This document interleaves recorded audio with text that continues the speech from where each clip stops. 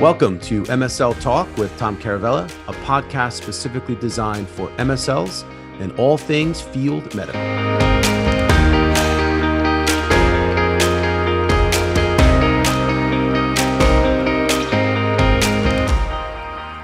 Hey guys, welcome to the podcast. My guest today is Shari, medical excellence at Biohaven Pharmaceuticals, and we talk about how to repackage what you have for what you want. Don't forget to follow us on YouTube, Instagram, and of course on LinkedIn. Hope you guys enjoy it. Hey, Shari, welcome. How are you doing today? I'm doing great. Thanks for inviting me. Yeah, I am so excited to have you. We've been talking about this for a little while. Sure.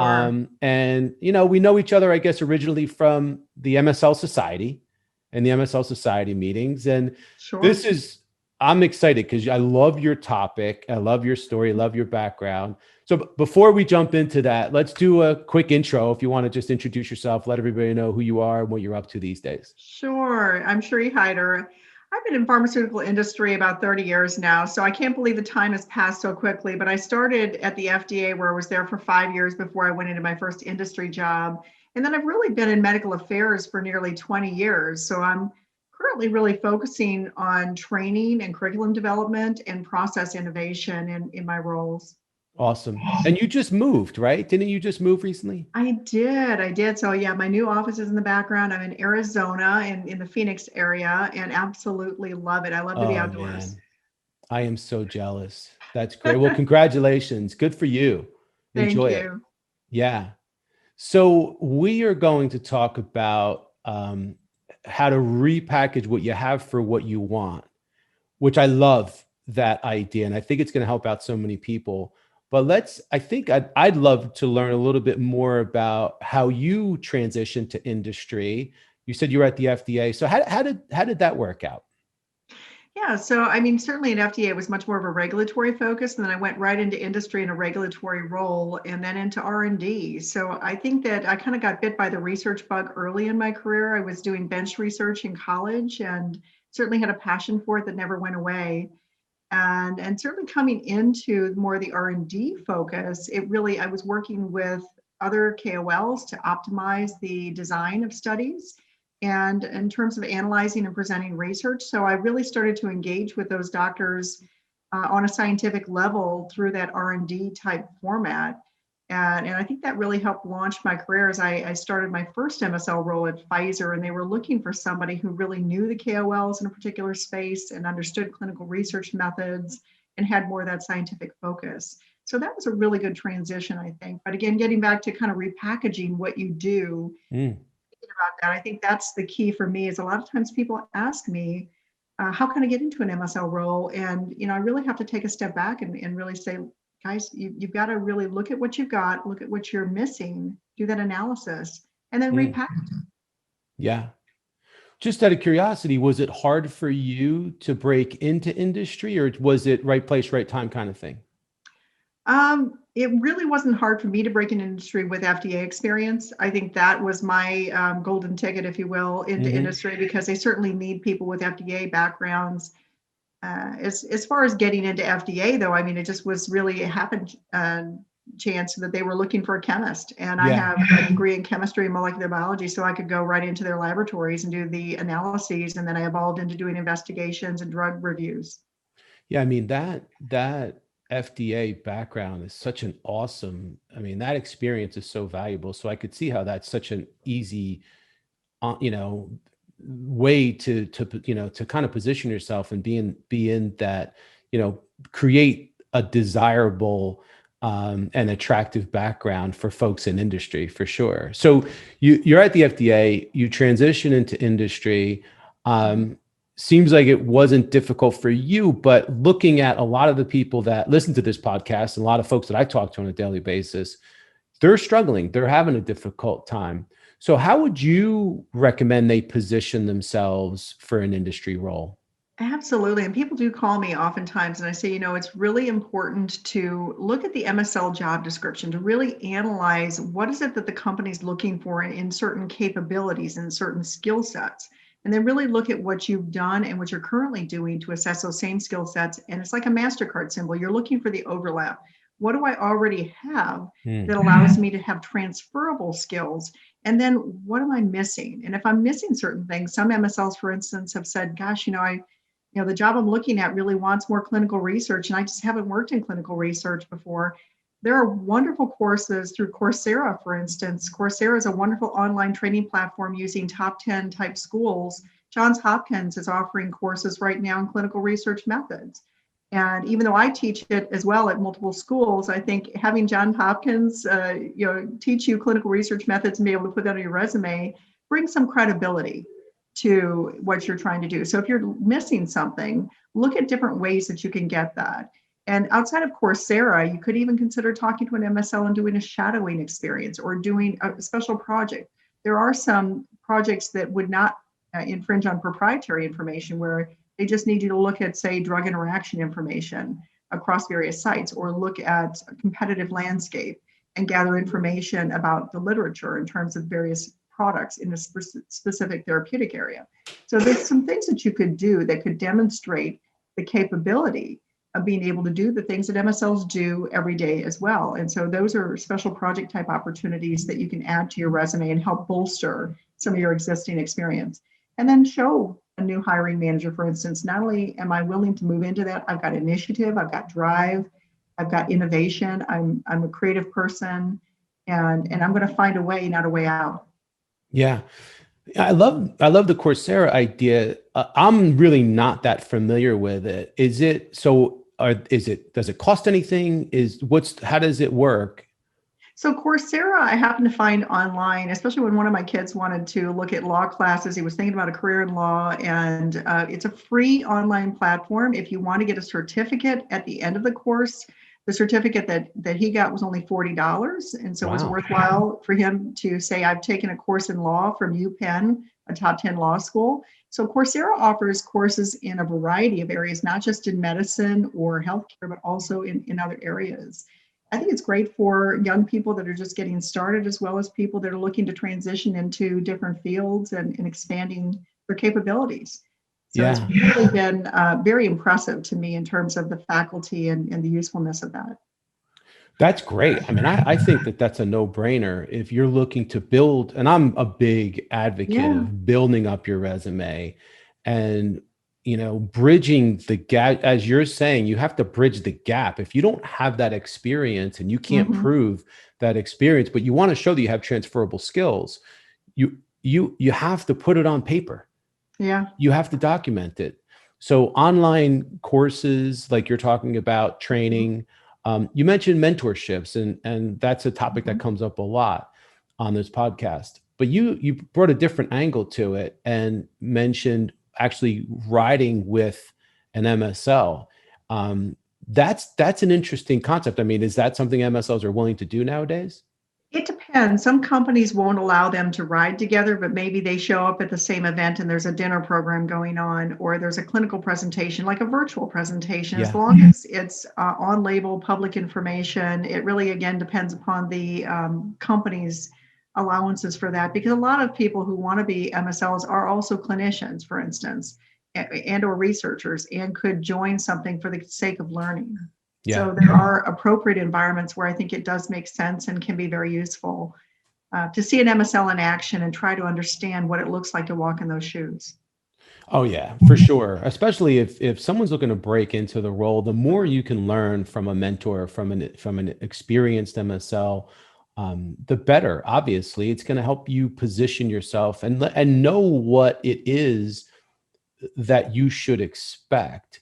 Do you find, as a leader, as someone that has been in the industry for as long as you have, do you find that a lot of folks don't fully understand the nature of exactly what the role is and entails?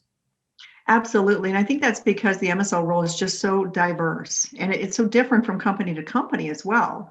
So if one company may have a stronger need for somebody who's engaging with clinical trial sites versus another one that doesn't have any R&D background and really wants to develop more real world evidence platforms and or really just focus on educating with clinical data.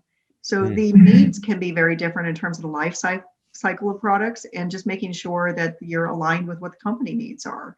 And I think if MSLs can get more of a breadth of understanding of what that looks like across that spectrum of activities. It gives them a stronger view. I developed a capability continuum for MSLs, which I did publish in the MSL Journal last year. And certainly I'm happy to share with anybody who wants it, but it gives people specific capabilities that we believe are important for MSLs to have in order to be successful. And it stratifies it across the entry-level MSL to MSL and then executive level MSL roles. So you see what that evolution might be in terms of each capability. And I think those tools can also give you some self-reflection opportunity to analyze, what am I missing and how do I get it? Yeah, let me kind of go back a second. So you wrote that article in the MSL Society Journal. Now, what issue was that?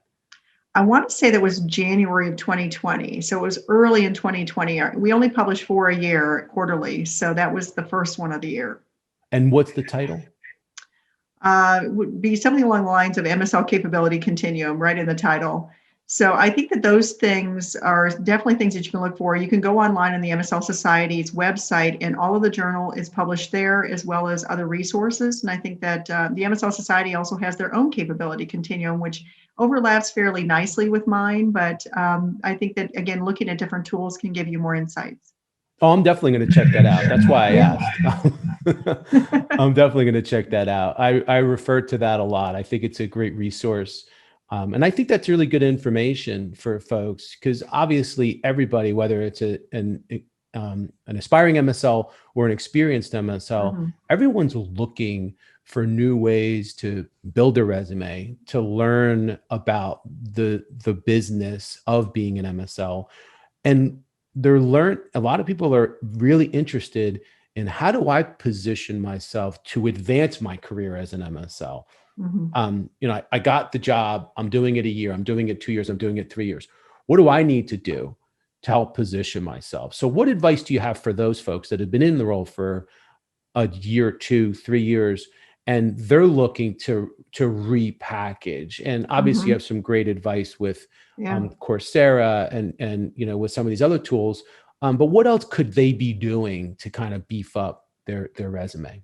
The two things that really are common threads across those capabilities when you're going from entry-level MSL roles through higher-level MSL roles is really increasing independence, that you need less supervision to be able to do what you do, and increasing strategic focus.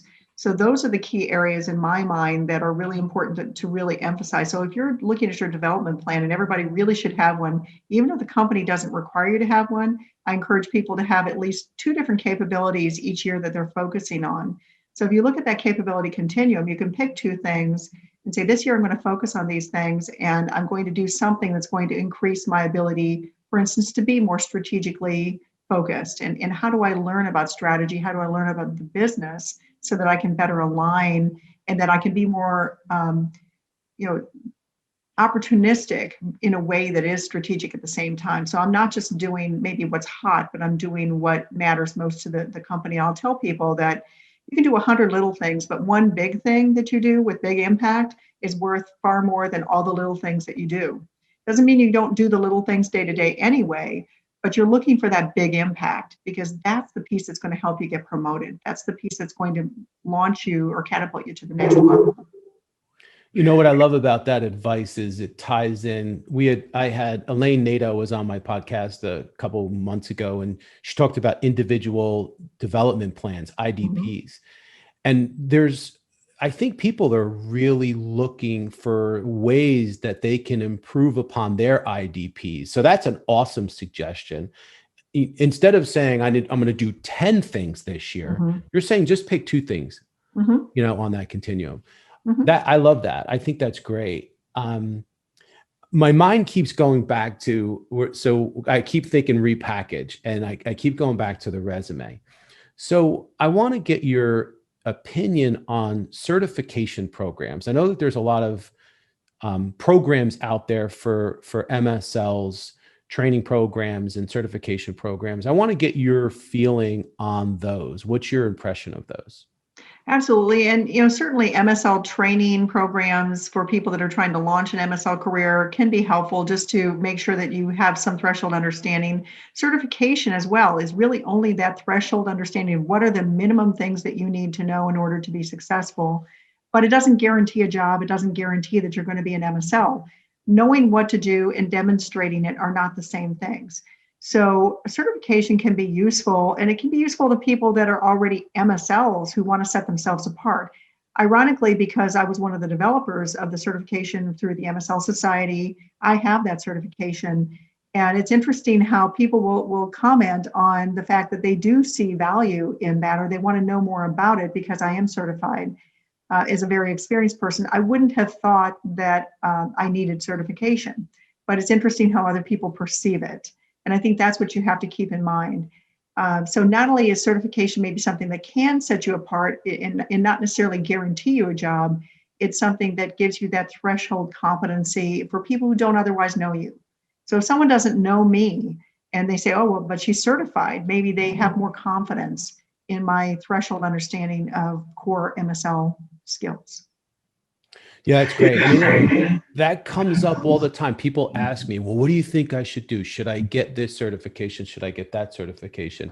And it kind of almost puts me in a little bit of a difficult place because, there's a cost associated. And I don't know what people's budgets are. I don't know how much people have to spend. I am a big proponent of, again, building your resume, educating yourself, continued learning and development, and building your skills, building your core competencies and your transferable skills. And the only way that you're going to do that is if you do extra, you seek out extra, trainings. And I think that the other thing that it does when you attend these programs and do these trainings is that it shows the industry your commitment to the role. And as a recruiter looking at a resume that has all of this additional, whether it's credentialing or trainings, certification, whatever it is, it just shows me that that person's really committed.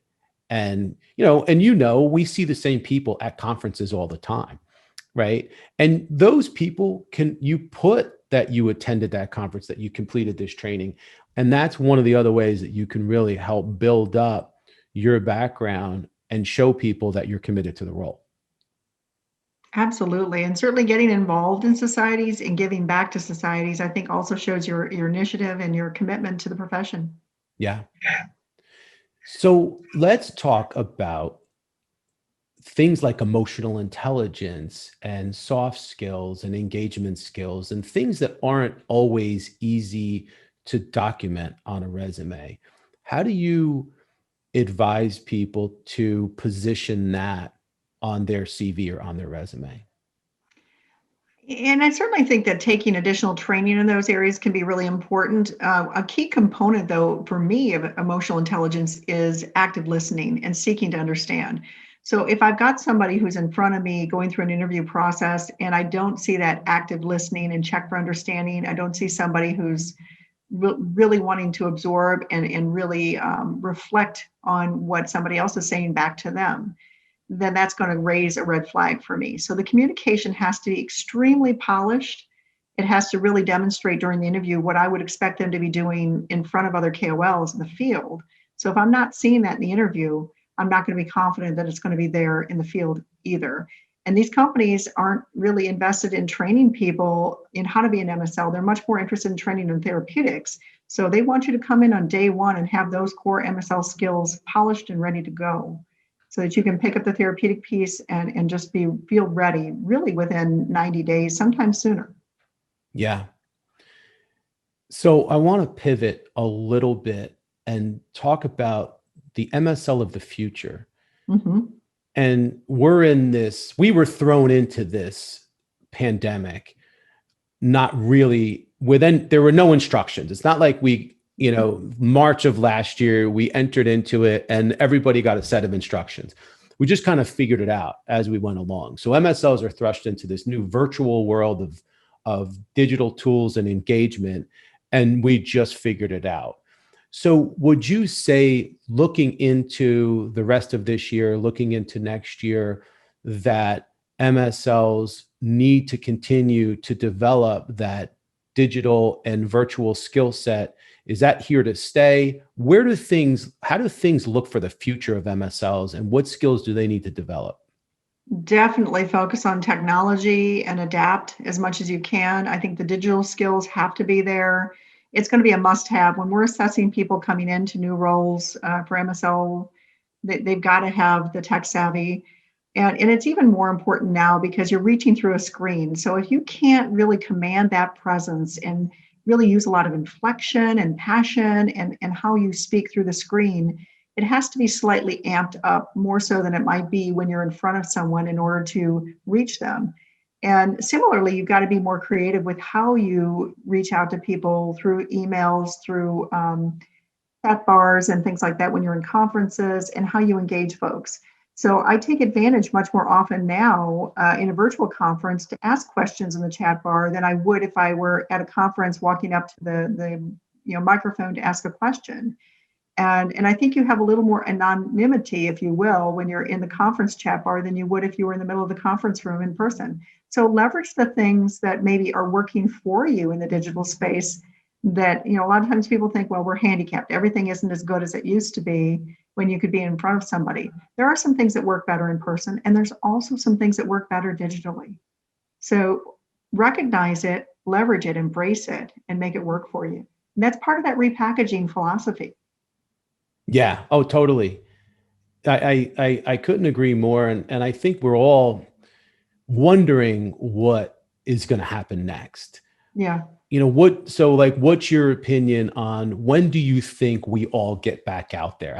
I know that that's like an impossible question to answer, but I'm just curious, when do we get back to what might be a more normal than what we're doing now? Yeah, and I don't know that there will ever be a complete normal. It's a new normal. But I do have MSLs that are out traveling already, and then some that aren't. So it's really a spectrum. It depends on the individual MSL, and it also depends on the HCPs and their desire to meet. So now, instead of asking people for meetings, we're asking people not only do you want to meet, but how do you want to meet? And so if somebody wants to meet in person, some are even asking, well, I'll meet if you're vaccinated. Others are saying, well, I'll meet if you wear a mask. I'll meet if there's social distancing, or I'll meet if it's outside. So you're really not just talking about meeting, you're talking about all those conditions that go around that for each individual. And those are really important considerations. And I think a big one is what's the customer want? What does the KOL want? Right. I think we might have an understanding of what we think. And I say we, I mean, medical affairs professionals, medical affairs leaders, folks like yourself, you might have an understanding of what might be expected, but until the KOL makes the decision and and kind of sets the groundwork for what they want to see happen and when and in what format, we're not really going to know. Right, exactly. Yeah, and keep in mind, there's a lot more virtual conferences now, and yet there's so much more going on with these docs. They don't always get a chance to attend conferences the way that they used to. So how we deliver those updates and that information to them, we can repackage some of that and really be of service to them by providing those high-level updates. So there's different ways that you can do things, but you have to really think outside the box and always consider what's going to help the patient, what's going to help the provider, in a medical and scientific manner. And if you keep that as your compass, you'll never go wrong. Yeah, oh, for sure. Let's talk about email for a second, because this is a big one. And I know that the MSL Society did a survey last year of KOLs. And one of the questions was, what is going to be their expected or main desired means of communication? And like 82% said email. Yeah. Which in and of itself can be really controversial because some companies do not allow email communication with KOLs. Others do.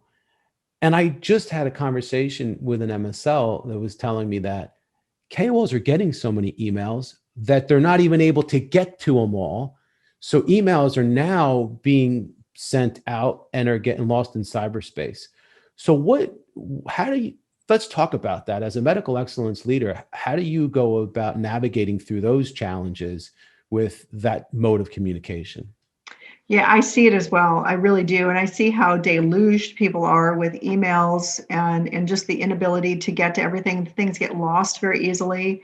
So you have to be prepared to maybe reach out to people multiple times, multiple tries. And as well, if the sales rep or somebody else has a connection with them, to use them as an introduction and or get a cell phone. And I find a lot of doctors are now using texting. They would prefer to communicate via text to set up appointments. So it's a different world that we live in, and we have to adapt as much as needed. But what works for one doesn't work for another, and you have to be nimble. And I think it's important to learn that. I think it's important Mhm. to ask your KOLs, how would you like for me to communicate with you? What's most efficient? What's most comfortable for you? And then follow their Absolutely. lead. Yeah, for sure, for sure. And establishing relationships during the pandemic, I think it's been much more challenging than continuing relationships that are already established. So I think when you have to look at that dichotomy, there's some differences in how people have to approach it when they're beginning to establish it, as opposed to really just continuing the dynamic. Yeah. The pandemic also turned the metrics and performance measures and Yeah. KPIs totally upside down. Yep. So how do we move forward and get where does that go? Where do we go for the rest of this year, and how do we set, or how do you think companies should set their metrics into, for example, 2022? Yeah. And I think you want a threshold number of engagements, if you will, per month, just so that you know that there's enough bandwidth to generate the insights that you need. But it's not to say that that number is necessarily the number or the right number or too little too much. I think that as long as I'm seeing good insights and productivity coming out of an MSL, that gives me confidence that it's working. Our company doesn't include emails in our metrics. We do look at them in holistically in total numbers, but we extract them out when we're looking at really the live engagement. So they don't consider them live engagement. And yet you can have very substantial interactions through email. You really can. So I think you have to really give some consideration to the substance that's in that. And then also look much more at insight gathering, because again, if you can help the MSLs focus on active listening, they can actually get richer output that is then elevated back to the organization. And by focusing on those insights and how you gather it, how you package it for the end user, that's another area that can really be improved and during the pandemic. So if you can demonstrate that back to the organization, they're maybe not as concerned about you not running around flying everywhere, as long as they're getting what they need from the field engagement. And when you say it like that, like when I asked the question, it seemed complicated, but your Mm-hmm. answer really made it seem pretty simple. It kind of goes Yeah, back to best practices. sure. I actually tell MSLs it's really useful after every single meeting to just stop for 5 to 10 minutes and write down everything that you think you just heard, because there's saliency. And if you wait, you're going to lose a lot of that information. If I wait 15 minutes or an hour to write it down, I'm going to remember less and less and less.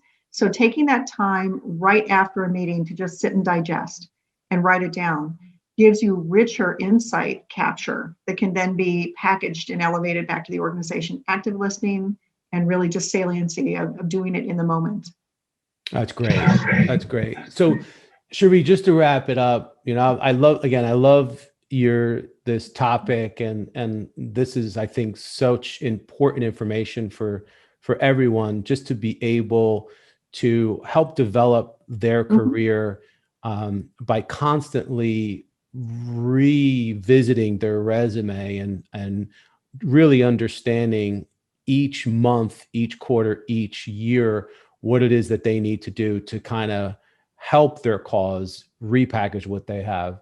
So Mm-hmm. what last piece of advice do you have for folks as it relates to that topic, and what could people be doing to really Sure. position themselves for the future? Well, my two favorite things are I tell people to pave your own path. Don't wait for somebody to do it. So you've got to, it's a proactive moment that you really have to kind of stop and do everything that you can. Get advice from people. I think that's important, but also to just really reflect on what it is that you currently are doing and reinvent yourself. I think a lot of people during the pandemic, people who've lost jobs and have really had some major course corrections in life, have had to stop for a moment, pause, and say, what do I really want to do? And how am I going to capitalize on the strengths and capabilities I currently have so that I can repackage that and reinvent myself into something that is going to take my career in a positive direction. And you can definitely do it. So I think for those that may feel a little bit down, if they're waiting for that right job and they're looking, is to take away this positive energy of knowing that you can definitely reinvent yourself. And just take time to take stock of what you have. What are my skill sets? What are my capabilities? What is my product that is my essence of me? And how do I deliver that? And the resume has to speak for you. Resume opens the door. The interview gets you the job offer, and the offer gives you the opportunity to choose whether or not you want to do it. So each step along the way, you're in control. You're paving your own path. That's great advice. I was excited to have this conversation because I've said this before. Every time I talk to you, I feel like we need to hit record. We record that conversation and I could just make a podcast out of it. But we did it. We actually did it for real. I love it. Thank you so much for having me today. You were awesome, Shari. And I appreciate you. I thank you for taking the time, and we're going to have to do this again. I look forward to it. Thanks so much. Have a great day. You too. Bye.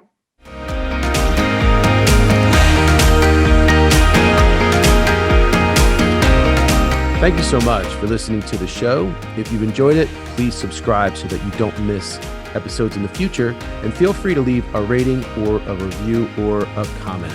Thanks again, and I look forward to seeing you again soon.